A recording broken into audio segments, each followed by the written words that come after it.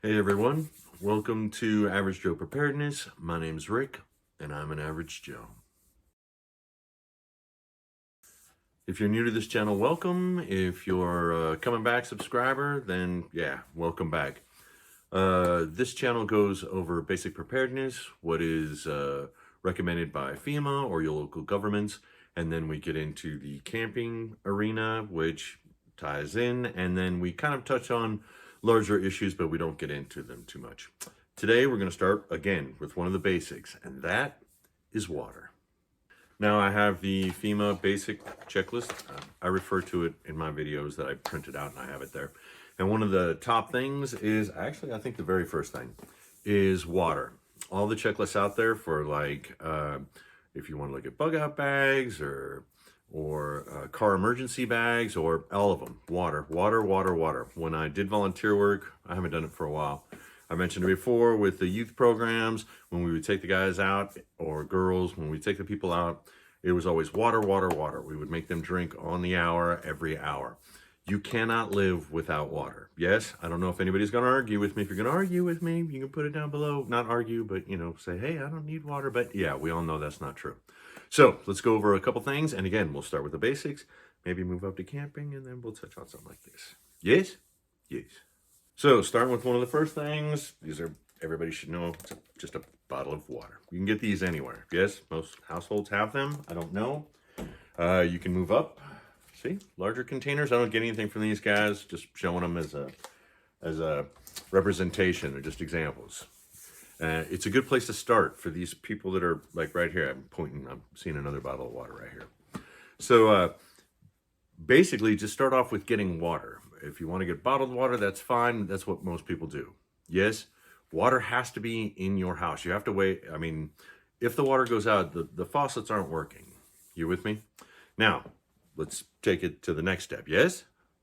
Now, you'll forgive me because I do these videos because I want people to be basically prepared, but we go over the same things over and over again. So if you're wondering, like, why is he hesitating, or why is he, it's because I've gone over water before, but there's that part of me that's like, well, there's new people. Those videos are like a year old or 2 years old. You need to touch on these things again, because it's the basic preparedness that we want to talk about initially, and then we move up. Yes? Yes. So you'll just have to forgive me for that. So the next thing, and I showed this before, I don't get anything from these. There's no affiliated links, blah, blah, blah, blah, not sponsored. But a water bob or something like this. And what this does, if you can tell by the photo, basically it's just a huge bag. And you drop it in your bathtub if you know something's coming. And it's usually the people that, like for hurricanes, this is a big deal. Because you know it's coming and you can prepare for it. This isn't like something spontaneous. So you put it in your bathtub, big bag, filled up with water. Yes? Yes. Again, let me be clear. I've never used one of these. I've seen the demonstration videos. It seems like a good idea. I've got 2 of them because I have 2 bathtubs. And it also comes with, and you guys can see there's a pump. It's once it's filled out, you can pump the water out of it. Now you could fill up your bathtub, but I don't know if you want to drink that water. You could have a way of cleaning it out. But this is a convenient way. It's not a necessity. Yes, you can fill your bathtub. People say take saran wrap and put it over the plug so that way it doesn't do the slow drain, and then take that water and filter it out somehow. I'm just giving you ideas. Again, all these videos, I do not tell people what to do.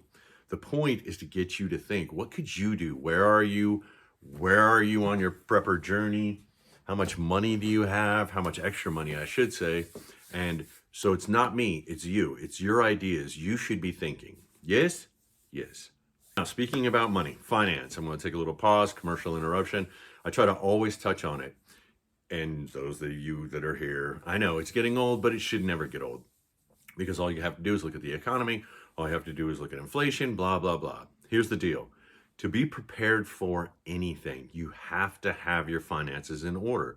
If for no other reason, to have a little bit of emergency cash set aside to purchase things like this, get yourself out of debt, okay? Live below your means. I've done lots of videos on it. I don't know if I'm going to put one of those things up there. The point being is finance, finance, finance, all right? That's where it all starts. You cannot be comfortably prepared for anything if your finances are not in order. Sorry, guys, commercial break. Yes? Yes. Okay, now let's take it to the next level, which is camping. Still water, but camping is where people would probably put this. I've shown you guys this before, Life Straw. Yes, I did a review. I might actually put that thing there. Oh, there's a couple videos, I don't know, about where I finally used one of these. I have these in my bags. But for most people think that's like a camping, hiking thing. However, it can still be used in contingency if you don't have water. Another brand. See, and I get nothing from these guys. You guys know that, right? I'm just throwing them out there. These are probably the two most popular or most recognizable names. Mini Sawyer, yes, haven't used this one yet.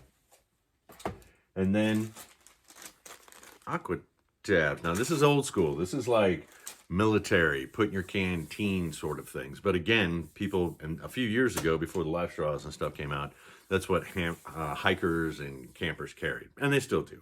Yes, yes. So let's tie these all together. Something big. Let's say something huge happened to you, like.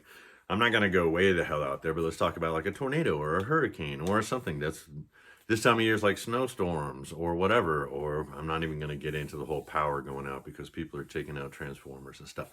But the point being is, if you had this basic stuff, you would have some water stored in your house. If you had a way to, if you knew it was coming and you collected water in your bathtub, or if you collected water in your bathtub and you needed a way of purifying it, if you just like put the plug in, or if you put the saran wrap, by the way, saran wrap over the drain so it doesn't drain out, you need a way, you want to clean that water. You don't want to just drink it because you don't know what's in your bathtub. No offense, people. Seriously, I don't mean nothing by it. There's ways of doing it. There's ways of cleaning water and making it so that you can drink it safe. Yes, for one of those larger contingencies. All right, let's tie a bow in this. Hopefully no one will disagree that water is important. If you look at any checklist done by the government or road safety people or whatever, water is like in the tops of the list that you should have in your vehicle, in a bug out bag, in an emergency kit. Water is always there. We went over some basic ways, pretty common. You can see these in the stores. Less common, you can order these offline. Again, I get nothing, people. And again, it's just for your ideas, get you to think. Then we moved into the camping arena, yes, in water purification, and hopefully you guys can see that if there was something larger, that would work for you. Does that make sense? We're not talking about like, hey, they shut off the water because the water main broke because of weather, or somebody was actually digging and accidentally got it. You see what I'm saying? Something larger. Yes? We all on the same page? I hope so. All right, I was going to do a couple more things, but I think I'm just going to narrow it down to one.